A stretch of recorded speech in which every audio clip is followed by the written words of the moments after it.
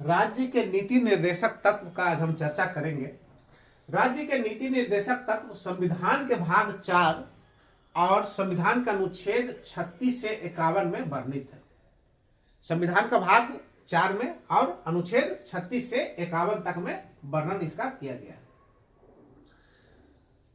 राज्य के नीति निर्देशक तत्व आयरलैंड के संविधान से लिया गया है। कहां के संविधान से लिया गया है? आयरलैंड के संविधान से लिया गया है। इसके उद्देश्य को जाने की आखिर क्या कारण था कि हमारे संविधान के भाग 4 में राज्य के नीति निर्देशक तत्व जोड़ा।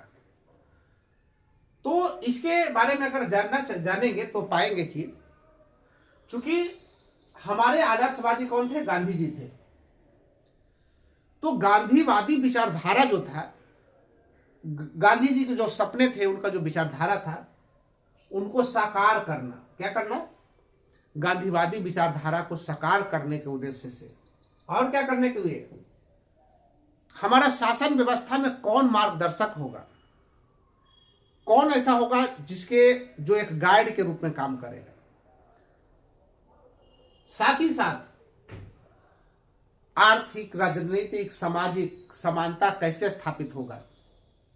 समाज में दबे कुचले, चाहे वह SC ST हो, OBC हो, या जो निचला तबका का है, उसकी अपलिफ्टमेंट कैसे होगा, वो समाज में कैसे सबके साथ कद से कद मिलाकर बढ़े चलेगा।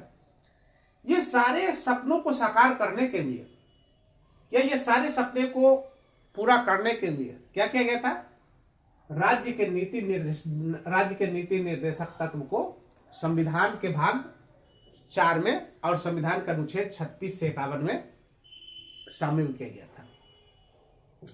इसकी विशेषताओं को देखें तो हम पाते हैं कि राज्य के नीति निर्देशक तत्व क्या करता है कि राजनीतिक लोकतंत्र के साथ साथ सामाजिक और आर्थिक लोकतंत्र को स्थापित करना, इसका जो है क्या होता है, इसका विशेषताएं होती है। क्या कौन सी विशेषताएं होती है?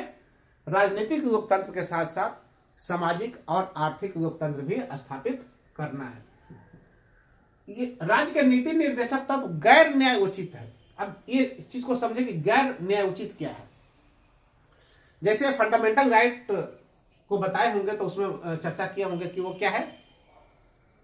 वो उसके विरुद्ध आप कोर्ट में जा सकते हैं अगर उसका पालन हमारे सरकार के द्वारा जो है, या आम आदमी के द्वारा या किसी भी व्यक्ति के द्वारा अगर फंडामेंटल राइट का हनन किया जाता है तो उसके विरुद्ध में आप कहां